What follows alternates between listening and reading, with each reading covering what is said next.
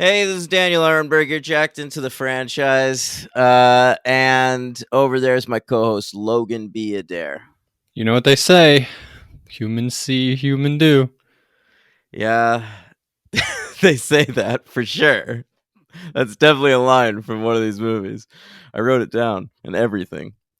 Hey, so it's going to be a real madhouse for the next few weeks. A madhouse on the franchise because we're covering the Planet of the Apes films. We're starting this week with the original Planet of the Apes. You know, the Get Your Paws Off Me, You Damn Dirty Apes one. And then also, what is it, Beneath the Planet of the Apes? Yeah, Yep. because they really are beneath the Planet of the Apes in that movie. They're just walking around underground for a lot of it. We're going to do the three other ones from the original trilogy, from the original quintalogy or whatever, next week. And then Burton and the new ones. All right, we're doing all of them. Planet of the Apes month, baby. So let's get into it, Logan. We've got a lot to talk about today. What a franchise this is. What a rich history. I'm having a great time so far. I am too. Well, I love the original. I'd seen that like a few times, but I'd never seen any of these sequels. So this is all new to me. It's like the old WB or NBC used to say. They try to promote reruns by saying, if you haven't seen it, it's new to you. Okay. Yeah. Well, these were both new to me. Yeah. Very exciting, Logan. All right. The original. Let's get into it. So, it was based on a book by a French fella named Pierre Boulez. From the sound of it, he probably wore a beret. And when he came home from the grocery store, you could see a baguette coming out of the top of his grocery bag, right? Yeah, that's right. And he's famous for writing two books that were made into huge movies. This one and Bridge on the River Kwai. All right, have you ever seen that? Nope. Now that's about the construction of a bridge. With Obi-Wan Kenobi. Yeah, he is in that. That's a good call. All right. So Rod Serling, he created the Twilight Zone. Right around the time Twilight Zone went off the air in 1964, they contact him. They're like, how do you feel about adapting Planet of the Apes into a movie? Now, I think they should have just called the Planet of the Apes movie Twilight Zone the movie, Logan. They didn't understand intellectual property back then. They could have made some big bucks. Yeah, well, I'm sure they did fine with the Planet of the Apes franchise. I guess. Have you considering it's a franchise that's still making movies today, I guess they did all right. Have you seen the entire show of the Twilight Zone? I've seen every ep. Well, that's pretty neat. Yeah. How about that? The dude from the second one is in one of them. The dude from the second one is in one of them. The Charlton Heston replacement guy. Oh, yeah, Brent? Yeah, Brent. Okay, yeah. He looks a lot like Charlton Heston. He looks exactly like Charlton Heston. I think Charlton Heston has one of my favorite actor names ever. And it's not even his name. He has like a boring name. Oh, really? Yeah. I mean, I think Charlton is based on Chuck or something, which is his middle name. Here, let me look it up, bro. Charlton Heston. It's John Charles Carter. That's his name. John Carter is his name? Yeah, his name's John Carter of Mars. I don't know where the fuck Heston came from, but he gave his kids that last name, so I guess he has it officially. All right, well, I like it. I think he did a great job. I think he did too. Charlton Heston's a fantastic name. And at this point in time, he was still a cool guy. He hadn't gone off the rails yet. What does he do later? Oh, well, you know, in the 60s, Charlton Heston was like cool. He was a Democrat, and he went to like Martin Luther King. There's like Martin Luther King speeches where you can like see Charlton Heston standing near him.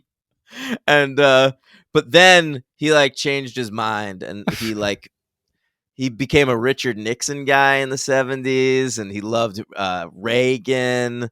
And then by the 90s, he was like the president of the NRA, and he he was anti-affirmative action. He said it's racist against white people. Oh my god! Yeah, he was a fucking piece of shit by the end, but he was cool still at this point. He's in another famous movie, right? He's in a lot of famous movies. I mean, he probably became famous off of Ten Commandments. He plays Moses in that, and then Ben Hur was a big one for Yeah, him. that's the one. Yeah. Of course, we previously covered him on the franchise because he's in Airport 1975. Okay. Yeah, a That's classic. that's the first one. That's the second Airport movie. The first one's just called Airport. Oh, are you serious? Yeah. I added one to my list thinking it was the first one, and I think it was that one. No, Airport's the 75. original's the one to watch, man. That's the best Okay, yeah, I one. fucked up.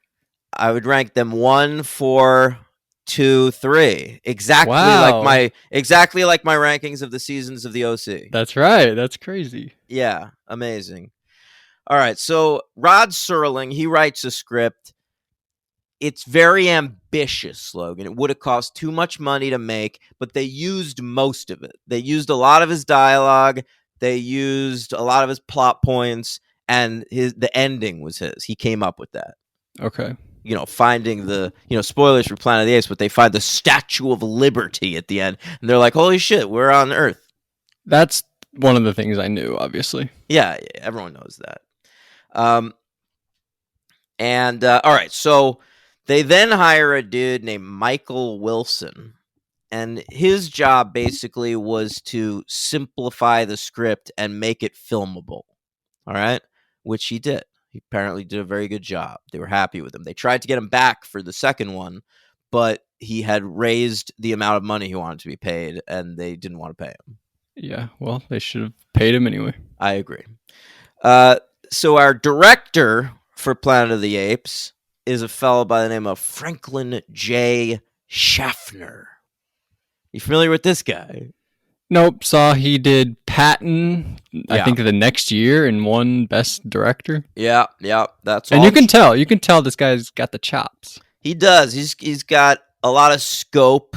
His movies look like David Lean movies or something. But yeah, so this was his big break. He was mostly a TV director before this. He'd done a lot of TV. And then he does Planet of the Apes. That launches him for a while. And so, I mean, he really his big years were right Planet of the Apes till like mid 70s, because he did this, Patton, which he won Best Director for, and Papillon. You ever see that? Papillon. No, of course not. That's like a prison movie. Dustin Hoffman's in it. It's like kind of boring. Is he good, Dustin Hoffman? Yeah. Okay. Yeah. You ever see The Graduate? Yeah, I saw The Graduate. Yeah. He's the second best in All the President's Men, right? Yeah. Robert Redford's way better than him, I think. Well, that's anti-Semitic of you to say, but what are you talking about? Dustin's one of our finest Jews. Okay. All right. But Franklin J. Schaffner, yeah, Papillon. That was like it's a kind of a boring movie, but it's also fucked up because it's like serious prison, I think it's like prisoners at war too. So everyone's getting tortured. Okay. Yeah. All right. So he does Planet of the Apes. This movie comes out April 3rd, 1968. On a budget of $5.8 million. 20th Century Fox produces it. By the way, I don't think we said last week, but we're doing this because of the 55th year anniversary coming up later. Well, that's what you say. I don't believe in five years as anniversaries. To me, it's 50th and 60th. Those are important Planet of the Apes anniversaries. 55 is bullshit. It's just an excuse to cover them. That may be so, but I wanted to cover them. All right, great. Well, me too. I've wanted to cover them for a long time. This is like one of the major franchises that we've never done here on our show. I'd called say one the of franchise. the 10. Yes. Yeah, probably top 10. Yeah. Along with Transformers, Ninja Turtles, Pirates, Star Trek. Oh, Star Trek. Good point. Yeah. Yeah. All right. Stay tuned for all those. And all right. So it had a budget. Shut the fuck up. It had a budget of $5.8 million. It made $33.3 million at the box office, which is big back then. It came in at number 7 for that year. I wrote down the top 8, Logan. Do you have any guesses? 2001. Yeah, that's number 2. Yeah. I don't know. All right. This is what the people wanted to go see in 2000. I mean, sorry, 1968. Number 8 was Rosemary's Baby. Oh, what about Once Upon a Time in the West? That's No, that was 1968. not. That was not up on the list. Oh shit. Yeah. All right. So Rosemary's Baby, people loved it. Mia Farrow, she's pregnant. Is he the devil? Let's find out. Then number 7 was this. Number 6, Oliver. Oh yeah, with an exclamation point. Yeah, That's why yeah, you said it like that. Exactly, yeah. And that won Best Picture that year. You might think 2001: A Space Odyssey did, but nope. Oliver. That's on my list. I added every single Best Picture winner. What do you think my about that? God. Yeah, some of them are not worth watching. Well, they're on the list. Please, sir, I want some more. That's the classic line from Oliver. Yeah. Number 5 was Romeo and Juliet. Can you believe it? Back then, that's what people wanted to see. Romeo and Juliet. If you put out a Shakespeare movie today, there's no chance it would be in the top 5. Oh yes, it would. If they did the Leo version with Chalamet, no way, man. Zendaya, the only way it would have a chance is if they did it as like a Marvel movie. Ant-Man and the Wasp as Romeo and Juliet. No, have you seen? That's not performing well. This is like the worst performing Marvel. Oh, is movie. it? I think so. Man, I don't know if it's the worst, but they got to take a look. They got to take a look at what they're doing over there because it's not working out. Number 4 on the list was Bullet with Steve McQueen. That's a fun action movie. Number 3 is The Odd Couple. Now, have you ever seen The Odd Couple, Logan? No. The premise of that is these two guys live together. One of them is messy, but one of them's neat. Okay. That's odd. Yeah, that is odd. Yeah. Crazy stuff. Jack Lemmon and Walter Matthau. You know, we could cover that one day because in 1998, fucking many years after the original, they made a sequel called The Odd Couple 2. Which one of them is neat and which one of them is messy? They sound like the same neat. guy, Lemmon and Matthau. Jack Lemmon's a neat fella. Walter Matthau's messy. All right, those guys are very similar to me. No, that Walter Matthau's like, I'm Walter Matthau. I'm a gruff guy. And Jack Lemmon's like, no, I'm more buttoned up. Really? Yeah. They both just seem like aw shucks types of guys. What, you never saw fucking Bad News Bears? Walter Matthau's the coach of the Bad News Bears. No, I know him as like... I would argue that that's a top Pelham 10 1, 2, franchise that we haven't covered What? yet. That's the top 10? Yeah. Bad News Bears? Dude, I've seen all those Bad News Bears movies. That's I not ain't the seen top these 10. Planet of the Apesers. Yeah, okay. All right, anyway, 2 is 2001. And the number 1 movie of 1968 is Funny Girl, starring Barbara Streisand, which we could also cover, Logan, because they later made a sequel to that. All right. Excuse me, called Funny Lady. Okay. Yeah. She's a little older in that one, so she's now a lady. Mm-hmm. Yeah. Great stuff. I mean, that would also never be on the list today because now America hates Jews.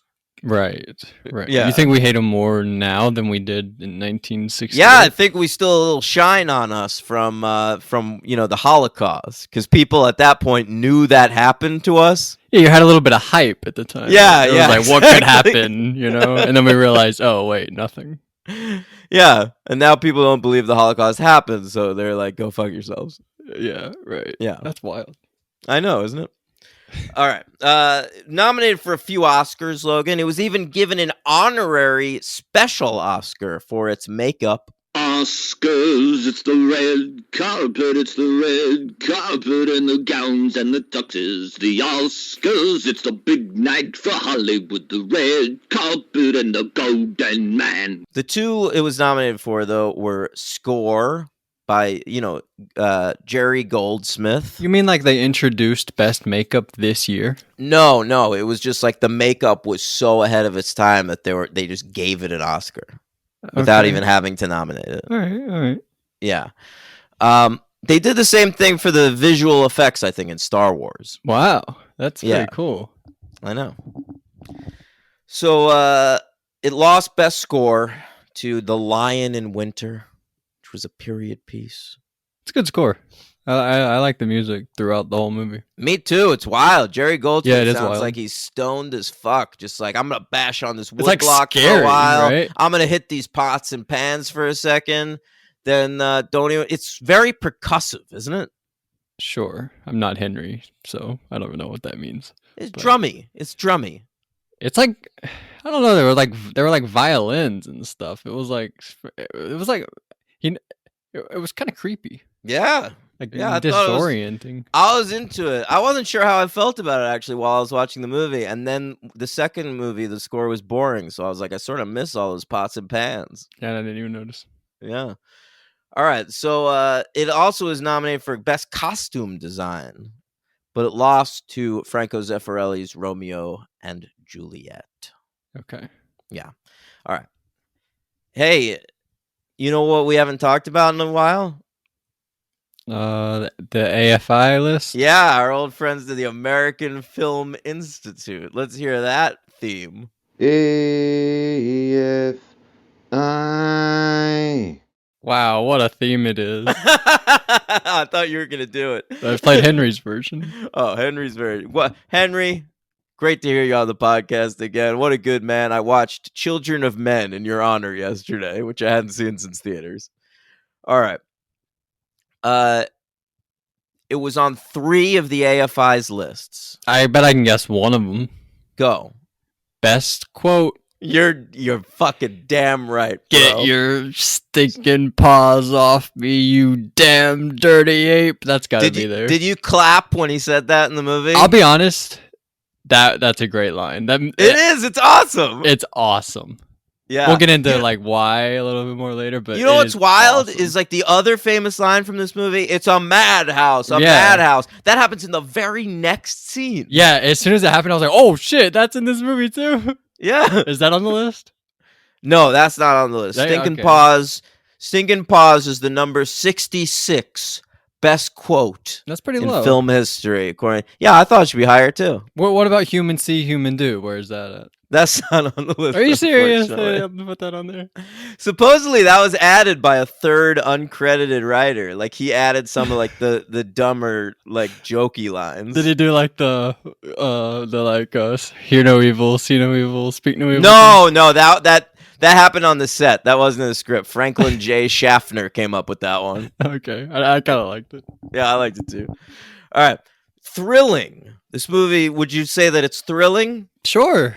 Well, the American Film Institute thinks it's the 59th most thrilling movie of all time. So better thrills than the quote. I Right? would argue they're wrong on that count. I but, agree. yeah. But its highest ranking comes on the score list. Okay. They thought Planet of the Apes, the Jerry Goldsmith score, was the number 18 best Whoa. score of all time. Okay. All right. That's pretty cool. Yeah.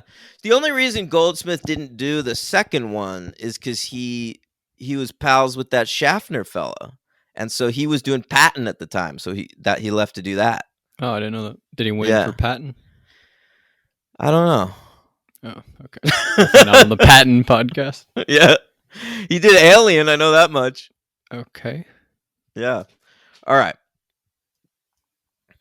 I'm ready to start talking about the movie, are you? Yeah, it's a great movie. Yeah. So right off the bat, I'm blown away because it says rated G. Oh. They had different standards back then in the days before PG-13. They would give G's to shit like this. Yeah. Well, famously, people would point to like that Jaws is rated PG. They're like, "How is Jaws rated PG?" But it was at just- least it's before the PG. time. Parental guidance is suggested. wasn't PG-13 originally Temple of Doom? Is that right? Yeah, that's one of them. Yeah. That sort of invented PG-13.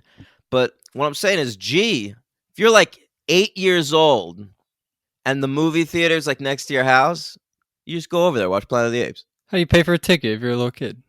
Oh, you steal it from your parents' dresser. Oh, okay, all right. Yeah. Yeah, I guess so. You wouldn't really know what was going on, but I'm sure this movie would be fun for a little kid.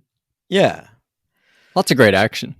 Lots of great action, lots of great monkeys, chimps, gorillas, and orangutans. Yeah, they really cover everything except Yeah. gorillas. They wait till the next movie, right? That's true. Yeah, they hang on for gorillas. All right. So the film starts in 1972, I guess. They're sending 4 people into space to, I guess, search for new life or something. Yeah, they're doing a mission where I think they know ahead of time, like, all right, as they know they're never coming back, right? Or at least like what I they think know. they're gonna come back. They think they're gonna come back, but they know that by the time they come back, like the world's gonna be completely different. Everybody they ever met is dead. Right. They know basically that they're giving up their lives. Right. Yeah. And by the way, did you notice that it's not NASA? I guess they couldn't get the rights to use NASA. So I didn't think about it. What is it though? It's ANSA. Okay. Yeah. All right. Yeah, they just switched around them letters. Yeah, I like it. All right. So the movie really picks up. I have a question about the first scene though. Please tell me. Like I know we get like some character stuff with our main guy Taylor where he's like talking on the radio. Wait, I guess that scene basically is to give us a little exposition, like we left Earth, only a little bit of time has passed, but for us a lot of time has passed. Like he's basically saying that on the radio. They're 6 months into their trip from 1972, but it's already 2673. Right. So right. And so that, and he sort of sets up like, hopefully by now we've got like some better humans on Earth because of that scum we had before. So that sets up that this guy doesn't like humanity really, and it makes it even better at the end when he realizes that everything he knew is gone, and like he's like, oh fuck, well this sucks, right? So that sort of hits harder. But is it better if the woman is doing this part and then she's dead 2 minutes later? No. Because I sort of think we get the same exact character stuff in the desert where he's talking to those guys and they're like, why are you voyaging? What are you trying to search for? He's so harsh in those scenes. I'm like, leave these guys alone. But I think that's what makes it so much better because at the end he realizes like, oh shit, I took everything for granted. The world is gone. I'm stranded. No, I don't get that that's the end at all. To me, the end is like it's what I always thought it was. Humans were a piece of shit and they blew up the world, and it's exactly what I was expecting. You fucking did it. That's true. He even says like, you fucking did it. You guys fucking destroyed everything. But also I feel like I thought also that it was like he starts out, he fucking hates everybody and wants a new humanity, and then at the end he realizes, oh fuck, he got his wish. And as Chris Daughtry once said, be careful what you wish for, right? Did he say that? I think that's one of his songs. Did he coin that phrase? Be careful what you wish for, because you just might get it all, right? Wow, I've never just heard might that. get it all. What are you talking about? I don't know Daughtry. Oh, that's the outro. Just get the fuck out of here. But I sort of think that because I think it might be better if the girl does that, and then 2 minutes later she's dead, and you're like, oh fuck, what's going on? That's scary. You know what's wild about the girl though? What's that? She's not really like. It's established that the other 3 are astronauts, right? Okay. It's Charlton Heston plays Taylor. Then there's a guy with a fake beard named Landon. And a black guy named like Dodge, I think. Okay. All right. But then, you know, I always thought the lady was an astronaut too. I never really thought about it before, but there's a line in there where they say they were gonna start a new race of humanity on a different planet, and she was just there to be fucked by the other 3 guys. Really? I remember that, but I didn't think that meant that was her only purpose. I thought he was just like, yeah, if all else failed, we were just gonna like start a new population with her. I think that's why she was there. Wow, I didn't know that was her only purpose. Yeah, she was just fucked all to the stars. All right, well, she didn't even need to live anyway. It's wild. Isn't that a bummer though? Like she's the one who dies, and then they're like, "What are we gonna do? Fuck each other?" Yeah, we're not. No, yeah, We're not gonna impregnate each other. I think that's why they're so excited when they find Nova later on. yeah, exactly. Yeah.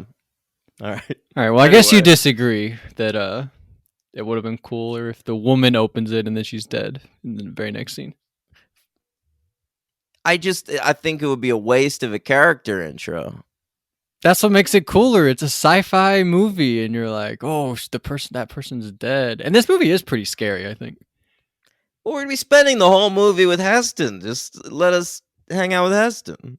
It's one scene. I feel like we get everything that we get with Heston in like another scene later. Give that lady one scene. I'm anti this idea. And the only other ladies. woman doesn't talk at all. What are you talking? What about Zero the lady ape? Sorry, Zero. I forgot. She's a doctor. You're right. They could have boned her. I read that in the second one they were gonna have a half human, half ape baby, but they didn't because they were worried about people giving them shit for bestiality. Yeah. Yeah, I'm sure they would have done that. Yeah. All right. So the lady dies in cryo sleep, and they wake up. It's way later. Like Charlton Heston puts himself to sleep. It's 2673 already, and then they wake up, and after they crash land, and it's 3978. That's what it says. Yeah. I didn't really understand that because they do grow beards, so they are aging in a sense, right? Well, I think like months have passed, so they would grow beards. Okay. But in Earth time, it's still another over a millennia away. 3970. I mean, how do you even begin to think about that? I think this movie is pretty realistic. What are you talking about? Like I feel like this could possibly happen. Like we're not going to be like humans aren't going to be around. Who knows what's going to happen? The world's not going to be what it is now. I think it's just going to be gone. You don't make a bet? I think there's going to be no life on this fucking planet. 3973 or whatever. Maybe cockroach. I could see it being Planet of the Cockroaches. No, Planet of the Apes way before. Just Planet giant bugs. But like horses are still around also. That's wild, right? It's only established that 4 animals still exist on the planet. Humanoid apes, number 1. Obviously, number 1 with a bullet. Number 2, men. All right. Number 3, horses. And then I noticed at one point you see a bird. The woman doesn't count? Well, that's part of man. Oh, why didn't you say human? Well, because, back then we would say mankind, In fact, I read one of the considered titles for the second movie was Planet of the Men. That's so stupid. I know. Jesus Christ. I know. All right. So they land in some water. I think they should just go underwater, and then if they see fish, they'll be like, "Oh, we're probably on Earth." Yeah, they didn't really check that. I think it's awesome how they filmed the crash. Oh, the crash is awesome. Yeah, it's just like they just like spin the camera. It's so disorienting. It's awesome. I really loved it.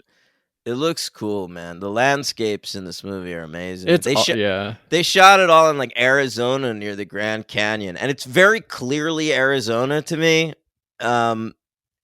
Which is weird because then at the end they bump into the Statue of Liberty, and you're like, "What? Yeah, why is that in Arizona?" We'll get to the end. I'll save the end stuff. All right. So they land. Landon puts up a little American flag like an adorable weirdo, and they start walking. It's mostly the 2 white guys talking to each other. Then the black dude, he's gonna die in a second anyway. I sort of like that too. How he laughs at him when he puts the like U.S. landmark down. Yeah, and then at the end, he's like breaking down when he sees the other U.S. landmark that's good point planted. He's like, "Oh no, you fucked it up." Yeah, that's pretty cool. How do you feel about it? Classic black guy dies first in this movie. Yeah, I did think about that. And then the other, woman dies first, doesn't even get any lines. Then black guy dies. yeah, and in the other movie, second movie, I think it's sort of the same thing. They only kill off that one guy who's like competing, who's like making Taylor and Brent fight each other, and I don't think they kill anybody else. And I think that was like the only black guy in the movie. Yeah, the telepathy crew. Right. Yeah. We'll get to that. All right. So they walk around Arizona for a while. It looks incredible. I don't want to like overstate it, but it does. This movie is awesome looking. There's like one where it's like nighttime and it's just like them walking. Like one guy walks. It's like from kind of far out. Like guy walks from left to right, left to right, left to right, and then the camera follows and then like flies out to the right. And I don't know like how they do half the stuff they do in this movie, but it's awesome. And everything's just so real. This movie rules, guys. It's awesome. I like all the far shots of them like trying to get down hills. And they filmed the whole thing of them like running down the hills. It's God. Yeah, it's good stuff. All right, so eventually they spot some X's in the distance. They're like, "What's that?" Landon immediately says, "I bet it's scarecrows." Yeah, I'm that's like, scary too. How'd you come up with that? Well, I thought it was scarecrows also. What? Yeah, what do you think it was? When have you ever seen a scarecrow in the shape of an X? Well, not like a scarecrow, but like something to like scare off whatever's trying to mess with them. All right. This must be a southern thing. What? We don't have scarecrows all over. I don't think I've ever seen anything and been like, that's a scarecrow. Any like thing out in like an opening that I don't know. Only like but it's usually humanoid shaped, right? It's like a straw stuffed man. Well, I thought they were. I thought they were like legs kind of spread out and then arms kind of spread out. I did think they were humans at first. All right. So anyway, they're like, well, what we should probably do is skinny dip. So, they find a waterfall and they take all their clothes off. We get to see all three men's tiny little butts. It's like wild hogs, right? Yeah, you even see like Heston's dick from like far away. Yeah, you don't get a good sense of like how big it is or anything, but you could see it. I like the one moment that when they're running through the woods and it's like a shot from The Simpsons of like Bart with his penis, but like there's a leaf in the way or whatever. It's literally shot like that. It's very funny. Don't you think if this movie was made in the 80s or 90s, Heston would like look at the black dude's dick off screen and be like, "Oh, it is true." Yeah, you're absolutely right. Yeah, man. All right. So while they're skinny dipping, they get their clothes stolen, and they're like, "Oh, that's annoying." Yeah, that's let's go get our clothes back. So they run through. They see all kinds of dudes, and one woman. And one woman, Nova, the sexiest lady on the planet. And I like Heston's immediate reaction is like, wow, these dudes are dumb. We could probably run this fucking planet. Yeah. Which one? Who says that? I think Heston. Yeah, you might be right. Yeah. Yeah, the hubris on this guy. Yeah. Do you know about this actress who plays Nova? Yeah, tell me about her. I was interested in her. So she was a beauty queen, Logan, as you can probably guess. All right. So at a beauty contest, what do they call those? Pageants. At a beauty pageant in California, she's spotted by a talent scout, Logan. Mm-hmm. And she's signed to a 6-month contract with 20th Century Fox where they're going to teach her how to act and see if they have any movies to put her in. Ultimately, they have no movies to put her in, and they don't think she's a very good actress. So they're going to let the contract finish after the 6 months. But right before the end of the contract, she's from Baltimore originally, and they have an executive that is from Baltimore. They're like, let's set them up. She'll be his date to this movie premiere. All right? Yeah, what movie? I don't remember. So they go to the movie premiere, but at the movie premiere, the head of 20th Century Fox, Richard D. Zanuck, spots her. All right? Okay. Instantly is like, I can't wait to fuck this lady. And he marries her. Okay? Yeah, okay. So now she's married to the head of 20th Century Fox. That's how she gets put in this movie. Ultimately, they end up divorcing. First of all, Richard D. Zanuck, after this movie, 20th Century Fox tanked. Like, this was one of their only hits for a few years.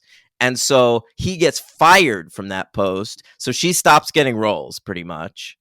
And then she divorces him after he produces Jaws and doesn't give her the part of Roy Scheider's wife. Are you serious? You wanted that part? Yeah, she wanted that part. He asked Spielberg if he'd do it. Spielberg said no. And then I guess this lady became obsessed with some guru and like joined a cult. Oh my god. All right. Yeah. Well, she is possibly the LVP of this movie, unless you want to go with that little nephew kid. That's my LVP. Yeah, I think it's Hey one of the guys, I'm a little ape. two. Yeah, and he shows up with like 30 minutes left, and you're like, "What the fuck is this shit?" Yeah, totally.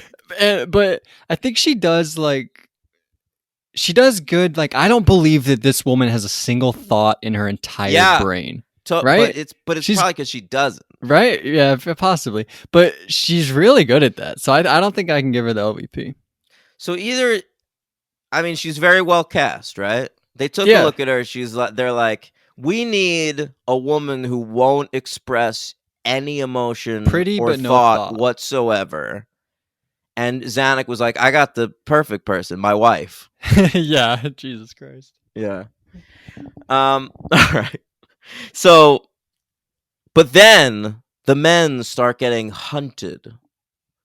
And it turns out man is not the primary species on this planet, Logan. Mm-mm.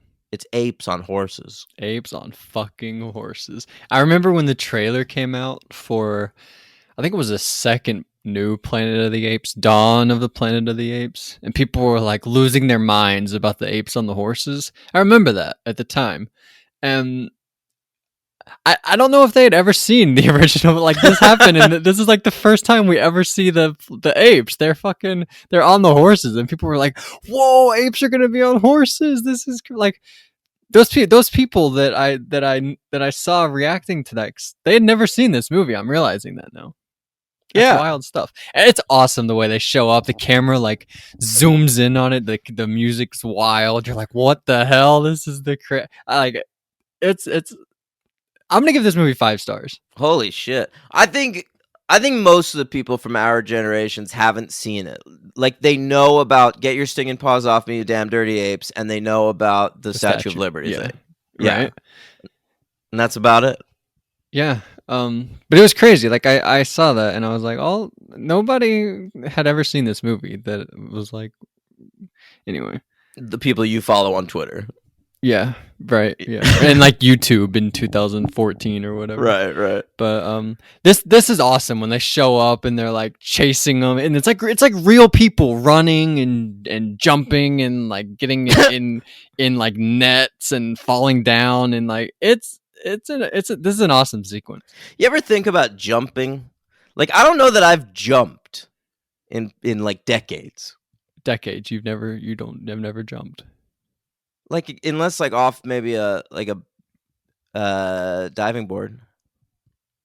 Trampoline? I don't know. The last time I was on a trampoline, I was probably like, 19. Yeah, I guess. Why would you be on a trampoline? Get out there, you go jump.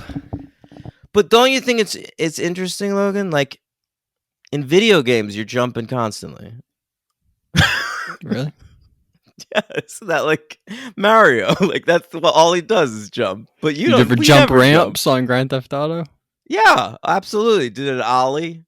Yeah. And yeah. All right, so let's get into it. They get to an ape village, and that's really what this movie is. It's Village of the Apes. We don't really know what the fuck is going on in the rest of the planet. We find out at the end. I mean, not really. What do you mean? I mean, we know America's burnt out. Like, it's not like we see the fucking Eiffel Tower sticking out of the sand. Maybe they're fine over there. We'll get to the end. I have some questions about the end. Me too. Yeah. All right, so, but we get to this village. The humans are put in cages. Now, that's fun, because that's really turning the tables on what we do now, where we put monkeys in cages. I like the one part where the apes take a picture with all like the dead humans, like the way that humans take picture with like dead tigers they kill and stuff. Yeah, and I also like that they like sort of mummify some of the humans and put them in as like displays at a Yeah, the museum. museum part. Yeah. That's awesome too. He ends up finding Dodge, the black fella, just like in a display at a museum. Yeah. Weird shit. All right, so at this point, Heston's throat is hurt, so he can't talk. He got shot, right? Yeah, something like that.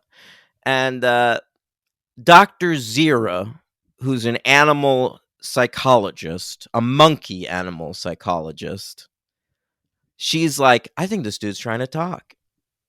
Mm-hmm. All right. Now, Zira is played by Kim Hunter. You familiar with this actress? Nope, I don't think so. All right. You know how in A Streetcar Named Desire, Marlon Brando goes, Stella! She's Stella? She's Stella. Are you serious? Yes. Wow. Stella and Zira. That's pretty solid. Yeah, good career for Kim Hunter. All right. So he starts talking eventually, and she's way into it. Her fiance, Dr. Cornelius, played by Roddy McDowell, is not as into it, but he's interested because he's a monkey archaeologist, Logan. Right. And he thinks he has found evidence that at some point there was a species other than humanoid apes. That's right. I like that.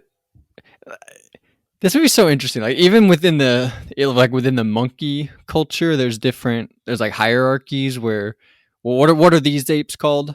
It's like chimps or whatever.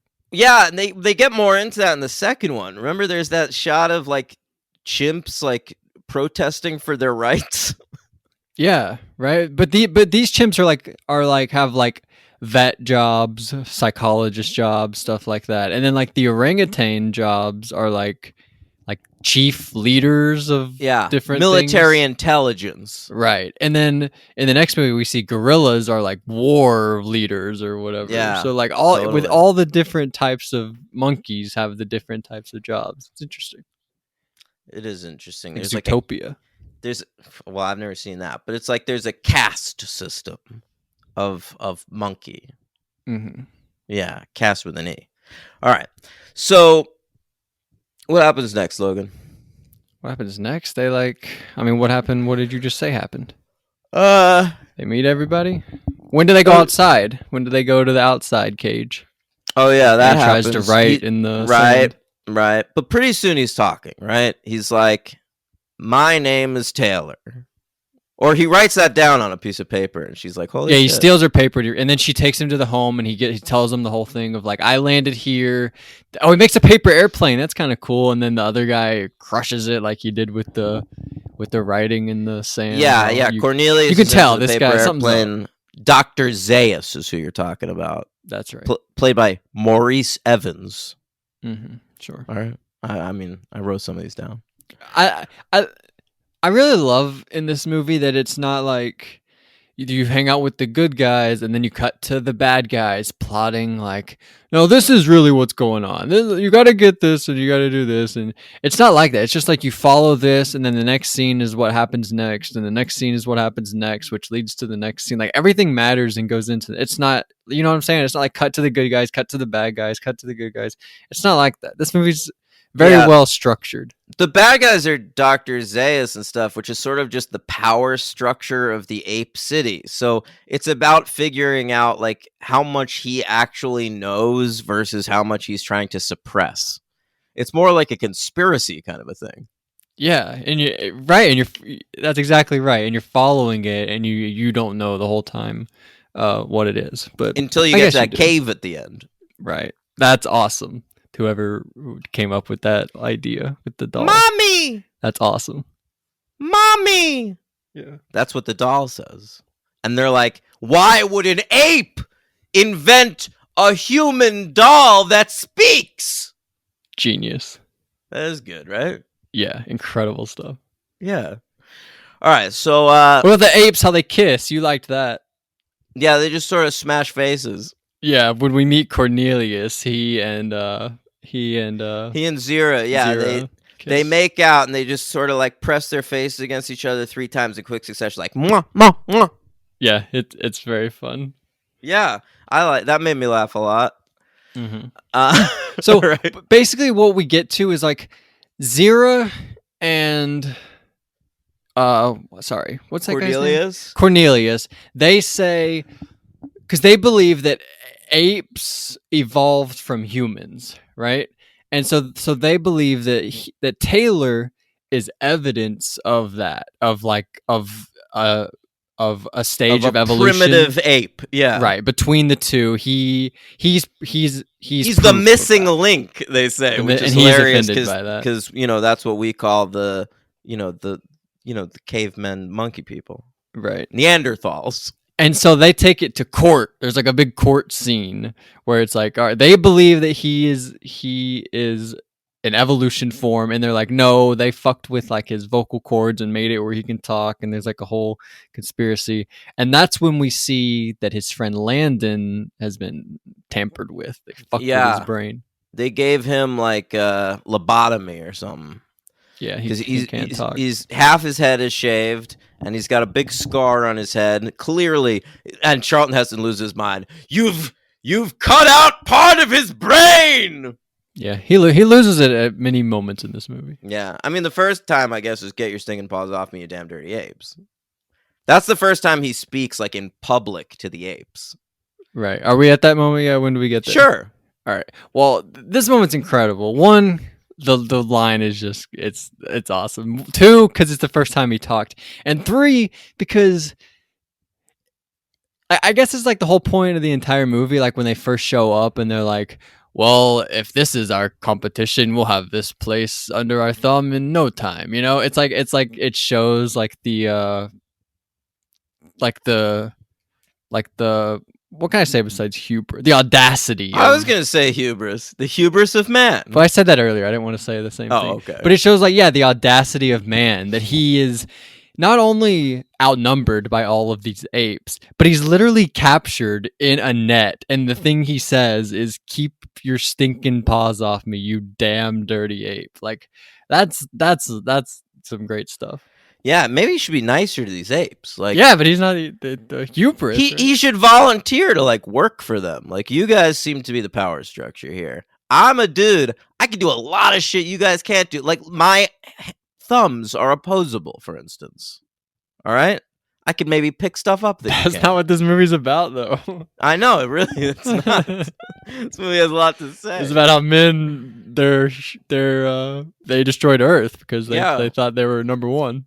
We're just shitty ass warmongers that fuck everything up. Yeah. Which, I mean, has kind of proven to be true over the years. No, this movie holds up incredible. Yeah. It's very prescient. It's awesome. Yeah. So, ultimately, he's broken out of prison by Zira's nephew, Lucius, who's a little monkey boy who's like, "Hey, sir, we gotta go." And he's like, and Helston's like, "Hang on, I gotta take my fuckhole." Oh god. And he's like, "I was told to just take you, sir." And Heston's like, "Yeah, but I'm gonna fuck the shit out of her." And he's like, "Fine, let's just go." And so they bring Heston and Nova to Zira and Cornelius, and Zira's like, "Hey, I said just bring him." And the kid's like, "He couldn't leave her. He's too horny. He's too horny. He hasn't been fucked in a millennia." That's actually true. It is true. I read that there was going to be a subplot in this movie where he impregnates her. Wow. Well, that's what they planned. They put her in that cage to mate. I know. There's that one scene that's weird where you wake up, they show them waking up and they're like swooning. That might have been the night after. Yeah, that could have been the night after. But yeah, they cut those scenes. She was supposed to be giving birth at the end of the movie. Okay. Thank God they cut that. I know, right? Imagine they show Statue of Liberty, but then they're like, no, wait, we also have to give birth. Yeah. Like, that was such a perfect ending, but then no. Yeah, it's a good point. All right, so they go off, but they get caught by Dr. Zaius and his forces. Right. Well, Okay. they're headed off to the Forbidden Zone. They're going to that cave to look for the Right. evidence. You know, and it's weird. Like, they call it the Forbidden Zone. I think it's just forbidden because they think they're going to find evidence of man, and the ape leaders want to keep it so that everyone knows that they're the head honchos of society. But I don't know. Then in the second one, the Forbidden Zone has all kinds of weird shit going on in it. Well, that's not this movie's fault. Let's not bring that That's over a to good this point. movie. That's a good point. Yeah. All right. So in the Forbidden Zone, they find that cave that Cornelius was digging out, and it's got all kinds of evidence in there. But Dr. Zaius is going to suppress it. Yeah, he doesn't buy it. He comes up with all the different excuses. I think he does buy it. He just like doesn't Yeah. want to believe it, and like True. so he suppresses it from everybody else. But they turn the tables. Heston gets a gun, starts killing motherfuckers. I like that shot where he kills a monkey like real far on a hill. Oh, okay. And he's like, "Listen, Zaius, you're gonna let me and my whore go and walk away into happiness. All right? And he's We're like, not gonna "You're fuck with like you." what you find out there. Yeah, they're like, "What's he gonna find out there?" And Dr. Zaius goes, "His destiny." Yeah, it's awesome. Yeah, it is pretty awesome. I mean, what does he find? Well, they go on horseback. They're just sort of like traversing the beaches, and they find the Statue of Liberty. Yeah. Now I have a question, Dietrich. Yeah. Okay. And I've sort of always had this question, even when I've never seen this movie. This is like the one thing I know. Are they in New York in this movie? Yeah, they have to be. It doesn't make any sense because they're clearly in Arizona. Or has the Statue of Liberty over time just like shifted over to a new place or been somehow moved? I mean, you can say that in this movie if you want to believe that. But in the next movie, they find like all the ruins of New York. That's right. I guess we get our answer in the next movie. But that was always sort of a question I had here. And it's like good thing we're in New York or like a place with a huge landmark where we know, oh, this is Earth. A good thing we're not like in It's like a good point. Taiwan What if they crash or landed in like Uruguay. Oklahoma? Yeah, right? Or like what? Oh, a building. But what does this mean? This doesn't mean anything. Does that mean on Earth, right? I guess if there was life that built the building, but anything could build a building. No, I think you're right. They have to find the Statue of Lib. They have to find White House. They have to Big find Ben. Eiffel Tower. Yeah, one of those things. But Maybe yeah, maybe the Sydney Opera House. yeah, that's a good one. Yeah. Really lucky that we get such an iconic monument here. Maybe the most iconic monument. I would say number one Number one with a torch. with a crown. Yeah. I like that you see it from behind at first. You're like, what? I know this shape. Yeah, What's this?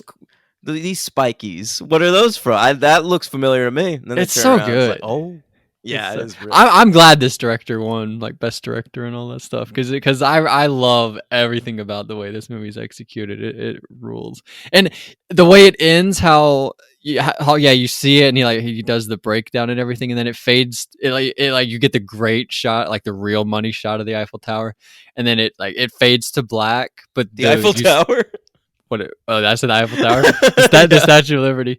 And then it fades out, and then you just hear the waves crashing, and you're just left with your thoughts, and you're like, "Oh my god, it's like I'm on the beach by myself." It's great stuff. It is great stuff, man. So you're gonna straight up give this movie a 5? I loved every bit. I was on the ride the whole time. I was interested. I was thrilled. I was scared. I thought it was funny sometimes. There's like moments. Remember the moment where they bash Nova on the face in the bars, and then she keeps getting up and putting her face between the bars, and they keep bashing her, and she keeps just putting her face there. I thought that was kind of funny. A few other funny moments. I don't know. I loved it. All the action was awesome. Everything, the practicalness of every single aspect of it. This movie is incredible. 5 stars. I wish it gave a shit about women at all. I wish That's what I gave you a scene where we could have given a shit about a woman, and you said no. Yeah, you're right. Let the woman open the movie. Maybe she should be allowed to live then. I don't know. But I hate the character of Lucius. He's my LVP, like, by far. So bad. Wait, he's the nephew? The nephew. Yeah, me too. I love the movie. I think it's great. I'm gonna err on the side of 4. Wow. This is just like exactly how you make a science fiction movie. It's like exactly what we have on Earth. Well, I guess it is Earth, but it's like exactly the dynamic of human, but taken and put in a different world. Well, I guess not a different world, but put in a different setting with different creatures. Yeah. But it tells the same story, and it has stuff to say about like racism and hierarchies and like conspiracy theories. This movie's awesome. Covers everything. I agree with everything you're saying. Yeah. I think I'd give it a 5 if they just like used the original Rod Serling script. There's just too much shit in there, like human see, human do, that like takes it down a little bit for me. All right. Yeah. Who's your MVP? I liked Taylor, I liked Zaius, and I liked Zero. Oh, okay. Those are Who the you gonna 3 go with? options. I think I'm just gonna go Taylor. Yeah, me too. Heston, right? Yeah, Heston. He's pretty great. The part where he breaks down at the end is so goddamn good. Yeah, it really is. Is there like an AFI best scene? It's not nominated for like best scene or anything. There should be like an AFI best closing scene. Ooh, Best ending. Best opening and closing scene. There should be both of those. Yeah, that would be good. That would be great. Get on that shit, Film Institute. I'll make the list for you in 2 years once I watch every movie. Nice. You're planning in 2 years you'll have watched every movie. Oh yeah, all the ones I want to see. He's doing great, guys. Logan watched Robert Altman's The Player this week. Yes, and The Red Balloon. I guess it's a short movie. That's true, yeah. That's a major movie. I saw it as a kid. Yeah. All right. Let's get into it. There was a sequel to this. There were many sequels to this movie. Right, but here's we're the gonna first cover one. One of them today. Beneath the Planet of the Apes. And right away, I'm like, what does that mean? What do you mean beneath the planet of the Yeah, Apes? I liked being on the top of the Yeah, I planet of like the the apes. surface world plenty. Yeah. But that is what they do. They kind of go underground in this one. We have all new creative team. They offered it to Rod Serling. He turned them down. He's like, I'm good. I got other shit going on. All right. Then they offered the screenplay to Pierre Boulez, the fellow who wrote the book that Planet of the Apes was based on. And he came up with Planet of the Men. And it was just going to be about man taking out the apes. They were like, get the fuck out of here. Yeah, they were like, that's boring. Yeah. You're gonna ruin what we have here. Yeah. So then one of the producers comes up with this idea. His name is Morty Abrahams, Happy Purim. And he comes up with a script called Planet of the Apes Revisited. And he's not really a writer, so he has to hire a writer to write his script for him. And he hires Paul Dane. Paul Dane apparently was an assassin during World War II. Yeah, I read that. He was an assassin. But then became a writer. He wrote the Bond movie Goldfinger and Murder on the Orient Express. And 2 more of these. Oh, yeah, that's right. He's with us for a little bit. He does the next 2 and then has a story credit on the 5th one. Yeah, and that is not encouraging. I'll tell you that much. Yep, you're right. All right, and our new director is going to be a fella named Ted Post. Ted Post was a big TV guy, and probably his biggest credits as a movie director are this and Magnum Force, which is the second Dirty Harry movie. He's a sequel specialist. You covered that, right? We did, yeah. How did he do on that one? That's a good one. Really? Yeah. Where did it rank? Are there 3 of those?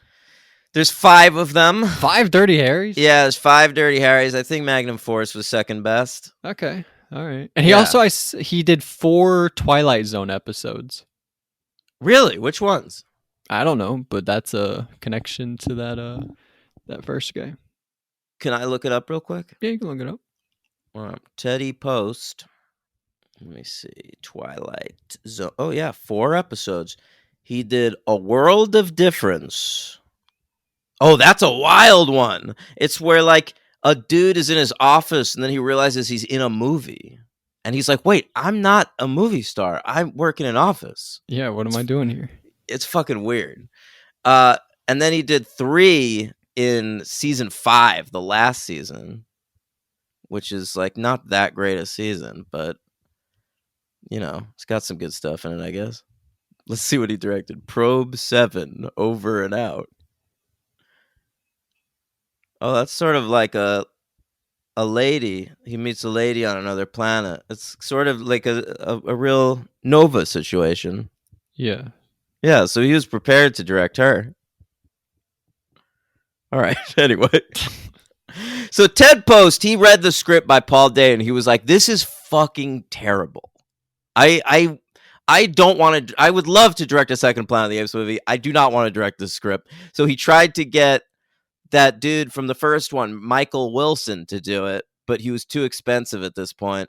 And then he apparently just went in like a week before filming with the dude who plays Brent, like the main actor of this movie. What's his name? I have no idea. God damn it, help me out. Sorry. His Michael name, Jefferson. That is definitely not his name. His name is James Franciscus. All right. And they wrote this, they kind of rewrote a lot of it together. But they were stuck with this dude's story, which they didn't really like. Apparently, Paul Franciscus called Charlton Heston before filming and was like, have you read this script? His name's It's James terrible." Franciscus. What did I say? Paul. Oh, I was thinking about Paul Dane, the writer. Anyway, Paul Dano, kind of. Paul Dano. Is Dano. it Dano I or think Dano? it's Dano. Yeah, I think so too. Yeah. Anyway, the movie ends up coming out May 26, 1970. Heston wanted no part of it, by the way. And neither did Schaffner. Schaffner was doing Patton. Charlton Heston said, I'll do it, but I'm not going to be in it very much, and you have to kill me. Mm-hmm. But they All right. don't, do they? Well, they do. They kill everybody. Oh, right. I'm Yeah. sorry. And he also apparently gave all of his money to charity, which Heston? would have been his money from this movie, which would have been like maybe a civil rights charity at this time, but many years later would be guns. Just more guns, please. I'm seeing, by the way, really the only person alive from this cast is Nova. She's the only one. She's still alive. Good for her. Everyone else is dead. I wonder if she does like sci-fi conventions. Like you could go meet Nova. I bet there's pervy dudes that really want to meet Nova. She's like old as hell these days. Yeah, I know, but they're still like, if I fuck this old lady, I fucked Nova. She was born in 45, so she's 78. 3 years older than my dad. Wow. Yeah, I've got an old dad. Yeah. All right. So May 26, 1970. That's what I said. That's when it comes out. They cut the budget. That's one of the other reasons they couldn't get Michael Wilson to write it, because like even if they paid him the same amount they paid him for the first one, they have less money to make this movie. They only you can had tell. Yeah, you really can. They only had $2.5 million because 20th Century Fox was in bad shape at this point. They'd had a couple of big bombs, all right, including Hello Atom Dolly. bombs. Oh, nice. Hello Dolly was like expected to be a huge movie for them, and it tanked. And then apparently they just redressed a lot of the Hello Dolly sets to make this movie. Okay. Yeah. So it cost $2.5 million, but it did well because people love these apes. It made $19 million at the box office. The number 16 movie of 1970. It did slightly worse than 5 Easy Pieces with Jack Nicholson, and slightly better than Beyond the Valley of the Dolls, which we definitely should cover someday. Okay, that's a sequel. That's the sequel to Valley of the Dolls. It's written by Roger Ebert. Why isn't it Beneath the Valley of the Dolls? Nice. No, it's beyond. It's a trippy ass weird bad movie, and it's amazing that Roger Ebert wrote it, and it's just like tits galore. Wow. All right. Yeah, that's the whole movie. It should have been called that. Beyond the boobs. Very good. All right.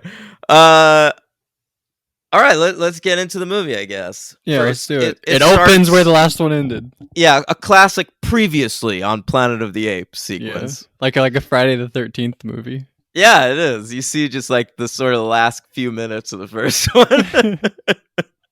And then I hope we don't always see that. I bet we do. Me- I bet we start the next one seeing that explosion or seeing like them press the button. well, how are they going to do how is there another one That was my after exact this? thought. What is going on? The narration at the end of this movie specifically states that Earth is ended after this. Yeah, that's what I thought. But then I was like, well, did they only explode like a part? Like, is Zira alive? She's not down there, but she is on the planet. Like, are all of our heroes dead? No, I don't think so, because like Roddy McDowell plays Cornelius in the first one, and Cornelius is played by a different actor in this one, but I know that Roddy McDowell's in all the other ones. Okay, so they don't explode the planet. I guess they find a way out of that. They literally say at the end, like, that planet that you once knew is gone. It exploded. Yeah. What is the actual narration? I want to see if I can look it up. It 'Cause says like that. it is wild. Yeah, yeah. Here, in one of the countless billions of galaxies in the universe lies a medium-sized star, and one of its satellites, a green and insignificant planet, is now dead. All right, so just Earth is dead. That's what we're meant to believe at the end of this movie. How the fuck is there another movie?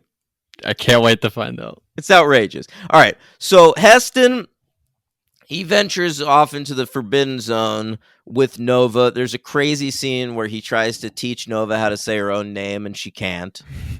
And He he's taught her like, to smile, remember, in the last movie? Yeah, it's so ridiculous. Like, I don't think I'd feel comfortable having sex with Nova.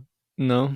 I don't, because she's not really a person. No, yeah, that right? How does she know what that is and like give consent to that is okay? It's honestly, it's like the same as like having sex with like like a mentally challenged. You know? Sure.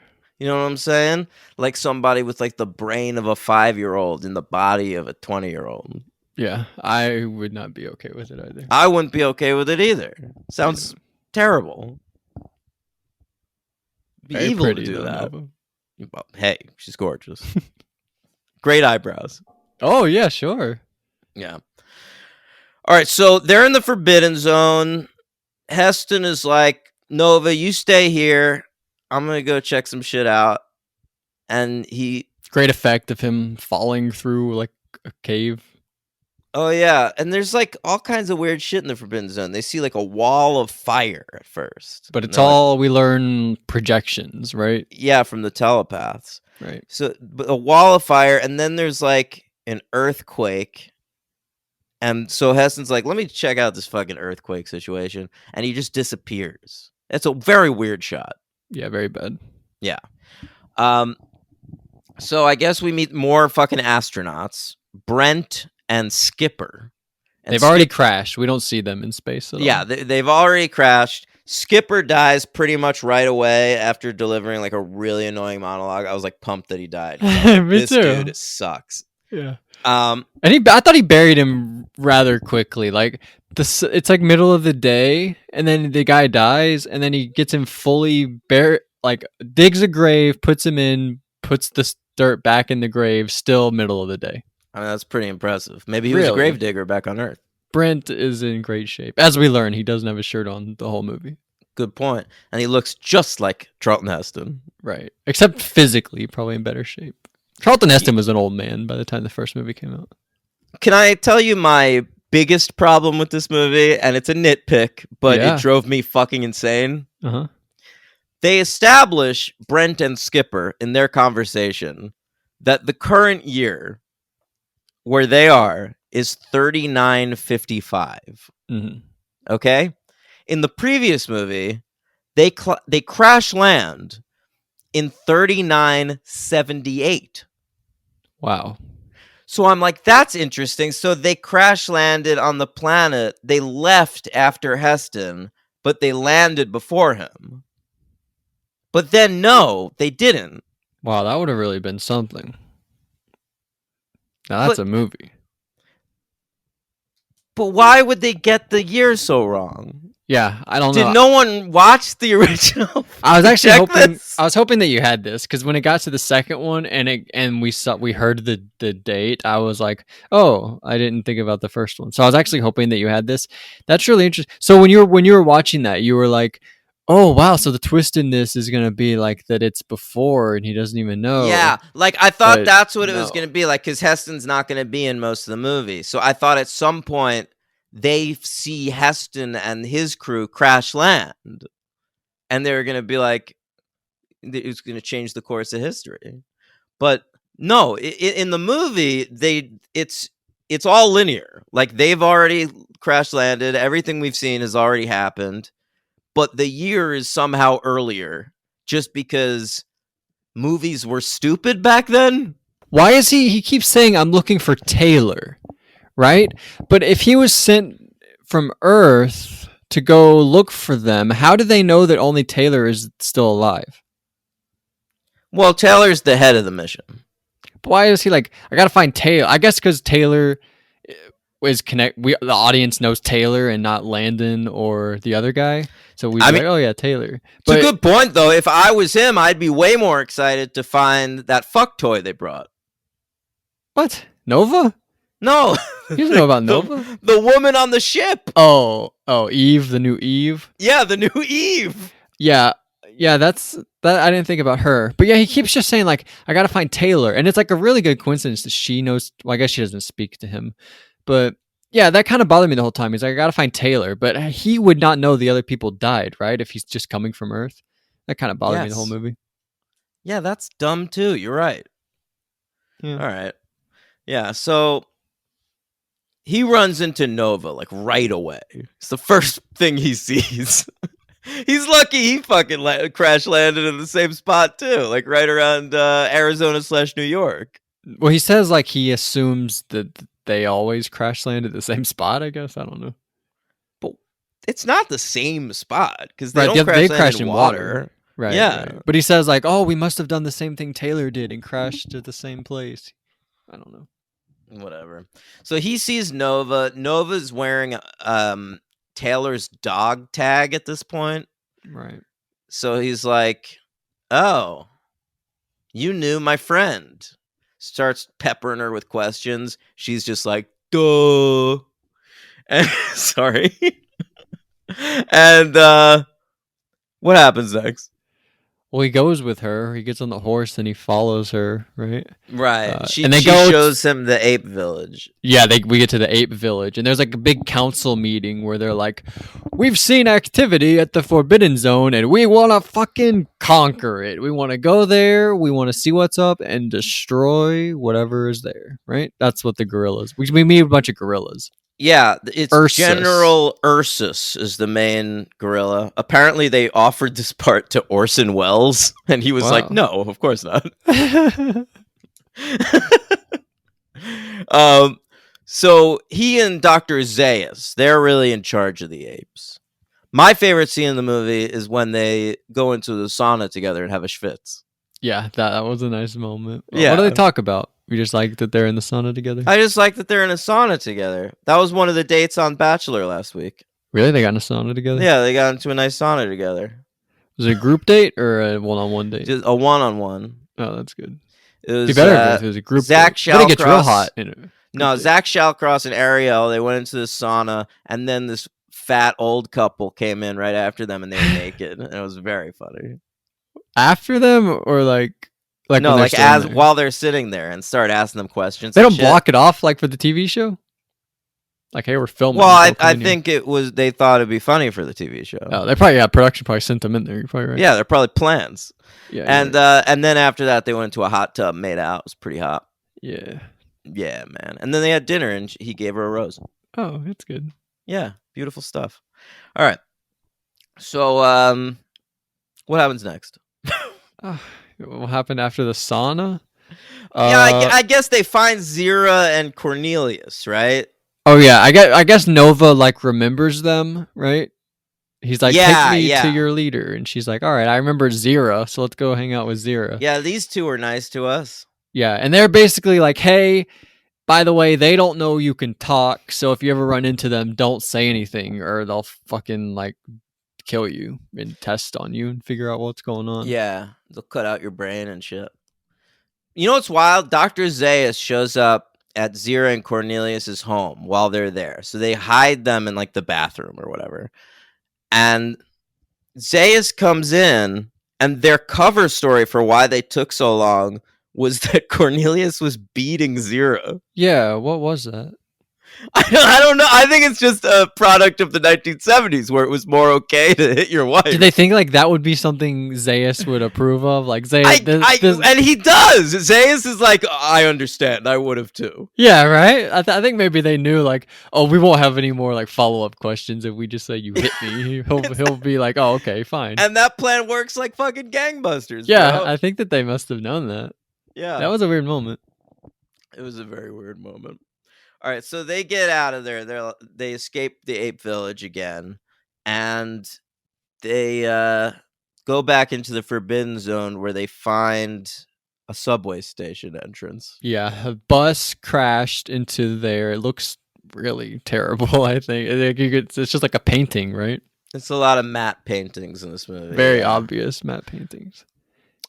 First of all, this annoyed me because the station they find is the Queensboro Plaza subway station.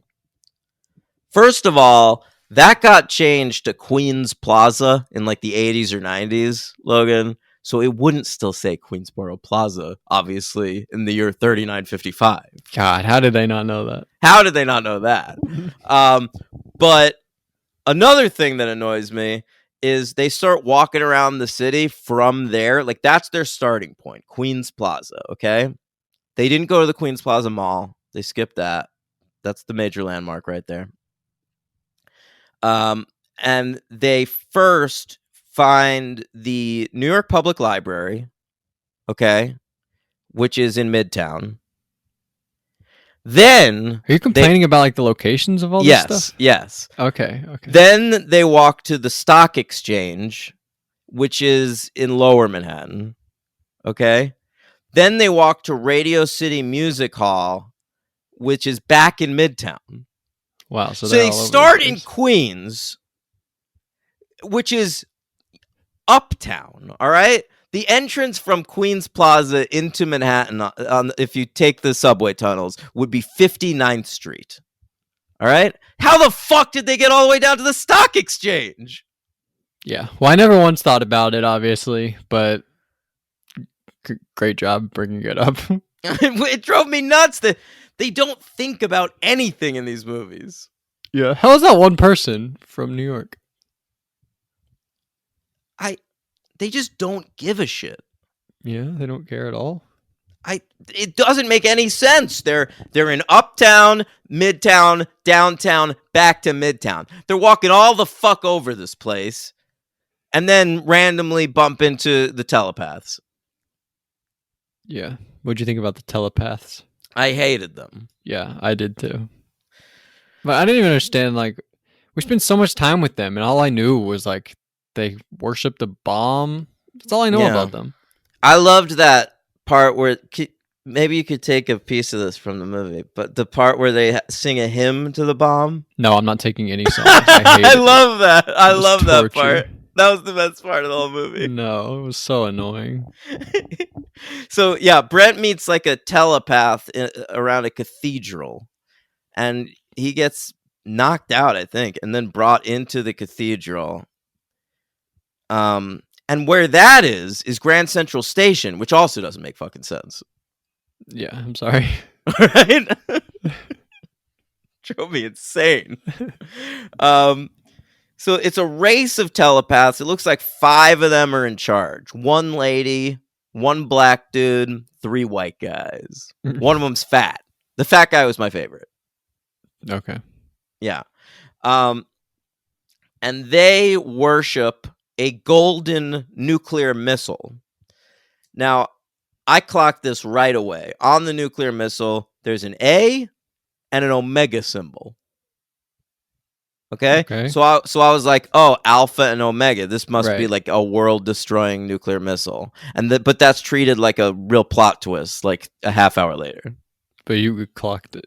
I clocked it right away. I didn't actually. So All right. So this is their god, the nuclear missile. And I think they worship it because the nuclear missile, like nuclear war at some point, turned their race into mutants because they pull their faces off. Remember this? yeah, and they're like bald, ugly people. They're big, veiny dicks. Right. And they have telepathy. So I think all of that was from nuclear war. I would say that's worth it. I would take nuclear war if the result was I had telepathy. I would too, but I wouldn't want to look like one of those veinies. But they have a mask. They're choosing to take it off. You gotta wear a mask all the time. It's probably hot under there. You wear glasses all the time. Yeah, and I fucking hate it. I wish I didn't. Yeah, you're right. You have to wear a mask and glasses. Outrageous. Yeah, if I could have telepathy and LASIK, I would do it. I mean, think about you. I mean, I had to wear a mask at work for over a year. Yeah, it was right? annoying. Yeah, it was annoying. Yeah, but I never got COVID once. But that mask you can't breathe. This one you can still breathe. You can breathe in that, Matt. Listen to you. That's a real Alabama opinion. Well, I was saying it from your point of view. You're the one complaining about it. I thought that was I your can complaint, breathe was that you couldn't fine. breathe. No, it's just a pain in the ass to have a mask on. Oh, okay. Sorry. You know what was nice about it, though? I, like, never shaved. Yeah, right? I remember you had a mustache for a while. I have one now. Wow, look at you. I've stuck with the mustache, gang. I'm a mustachioed time? fella. Yeah. At one point, I accidentally shaved a divot in it, so I shaved it, but then I grew it right back. Mhm. Yeah. Okay, wow.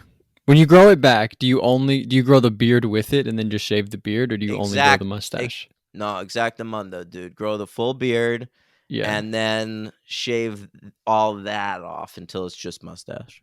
It's so fun when you shave, and then you're like, oh, but you keep some of it. And you Yeah. all the stages along the way. That's a fun process. I know. I sort of get it now. Like all those dudes in the late 90s that had like terrible goatees and shit. Yeah, why not have fun with it? Yeah.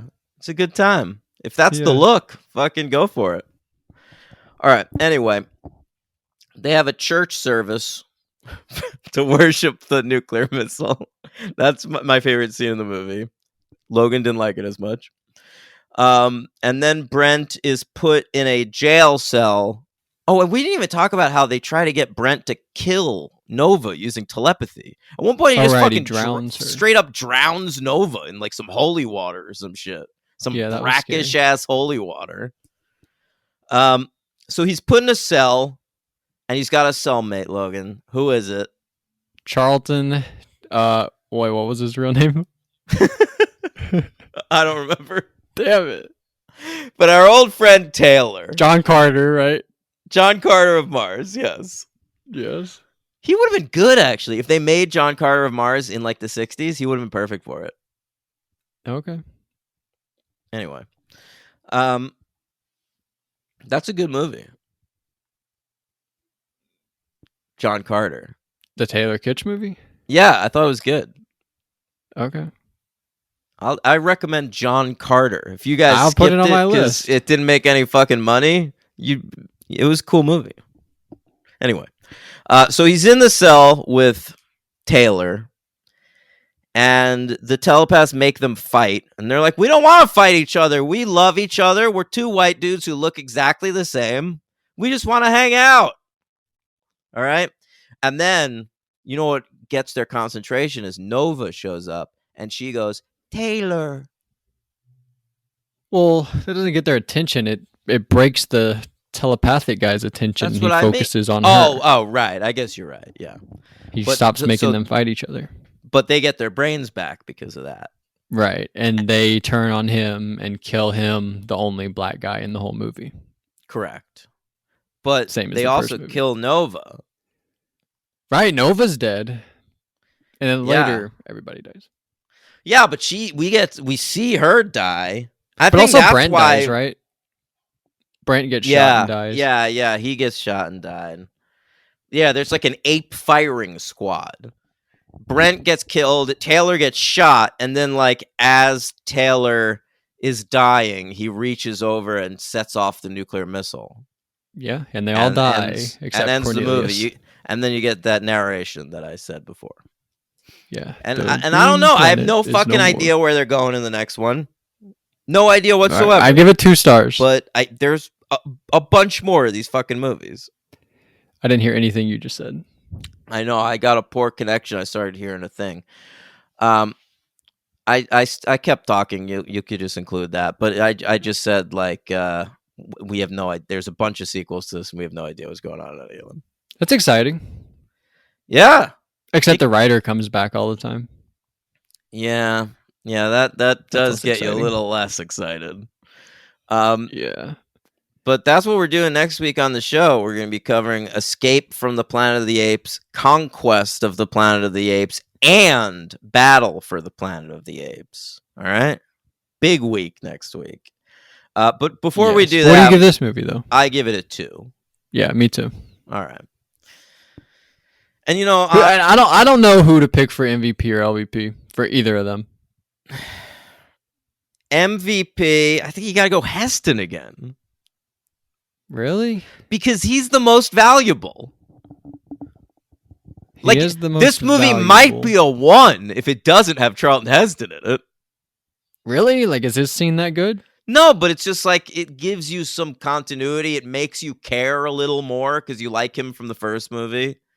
I sort of liked the first 40 minutes or whatever, like until they go underground. Like whenever they show them crashed already, I was like, all right, I'm sort of into this. Like it's a half hour shorter because we skip over this But the part. first half of the movie is just a remake of the first movie. It's beat for beat exactly what happens in the first movie. Not really. Like they land and we sort of get the plan of what the apes want to do immediately. Like they're bad. They want to They want to take over the forbidden zone. Right, they do it quickly. It's like the first 45 minutes of this movie is a remake of the entirety of the original movie. It even Right. culminates And I kinda in like him that. finding like the New York Public Library, which is how, or Queensboro Plaza, Right, which is how halfway he through. figures out that this is Earth. Yeah, you're exactly right, and that's sort of like the twist is when, or the point in the movie where it lost me when they go underground. Yeah. So your MVP is Heston. Yeah. Fine. I'll go Charlton Heston. Who's your LVP? I didn't like any of the telepathy. Can I go? Telepathy. The whole telepathy crew. Yeah, it's really stupid. Like, I'll say the main guy in particular because I liked the fat one. I felt bad for the black guy and the woman, who are the two that die. So I'm gonna say the main telepath. That's my LVP. Okay.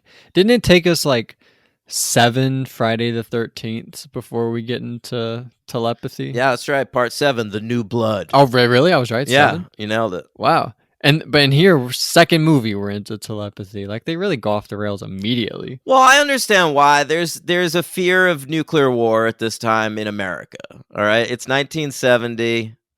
You know, we're in Vietnam, probably. Are we? I think don't so. know. And yeah, so there was this fear.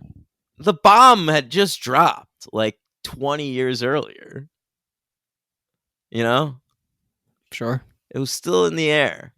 But so I understand why it came into this, but I mean, I don't know why they assumed telepathy. What does that have would to do be with the telepathy? I guess you're right. Like, why would they assume telepathy is the result of nuclear war? Yeah, what the hell? Everything you just explained didn't make any sense to me about what this telepathy.